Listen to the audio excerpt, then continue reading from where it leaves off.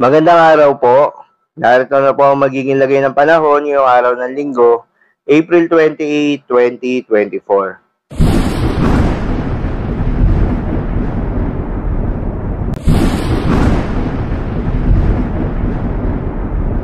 Sa kasalukuyan na tayo sa pag-asa, easterlies pa rin o yung mainit na hangin galing sa karagatang Pasipiko ang patuloy na nakakaapekto sa ating bansa. Ito rin yung nagdadala ng mainit at malinsangan na panahon sa buong kapuluan. Posible naman ang bagyang maulap hanggang sa maulap na kalangitan na may kalat-kalat na mga pagulan pagsapit yan ng hapon hanggang gabi. Dulot naman yan ng mga localized thunderstorms. Magandang balita naman dahil ayon sa pag-asa ay wala namang kumpul ng kaulapan o cloud clusters na posibleng maging bagyo o low pressure area na maaaring makaapekto sa ating bansa hanggang sa mga susunod na araw. Para naman sa lagay ng panahon ngayong araw ng Linggo dito sa Luzon, asahan sa Metro Manila at buong Luzon ang maganda at maliwalas na panahon, asahan rin ang mainit at malinsangan na panahon lalo na sa tanghali, dulot yan ng easterlies. Ngunit pagsapit nga ng hapon at gabi, posible ang mga tsansa ng mga pagulan o pagkilat pagkulog, dulot yan ng mga localized thunderstorms.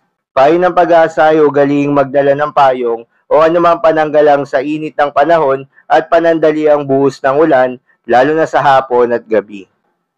Para naman sa Visayas at Mindanao kasama na ang Palawan, dahil rin sa epekto ng easterlies, asahan rin ang generally fair weather condition na may mga tsansa ng mga localized thunderstorms, lalo na sa hapon at gabi. Itong localized thunderstorms ay tumatagal lamang ng 10 minuto kung panandalian lamang. Ngunit kung during severe cases, nagtatagal ito ng 2 to 3 hours, kaya naman posible ang mga pagbaha o pagguho ng lupa during severe thunderstorms. Para naman sa lagay ng mga dagat baybayin, ayon sa pag-asa ay wala namang nakataas na gale warning sa anumang seaboards ng ating bansa.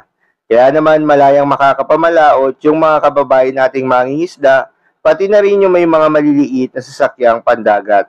Iba yung pag-iingat pa rin sa mga kababayan nating maglalayag dahil kung meron tayong offshore thunderstorms activity, ito yung mga pag-ulan sa ating mga dagat baybayin, asahan natin ang posibleng paglakas ng hangin at kaakibat nito ang posibleng pagtaas ng mga alon.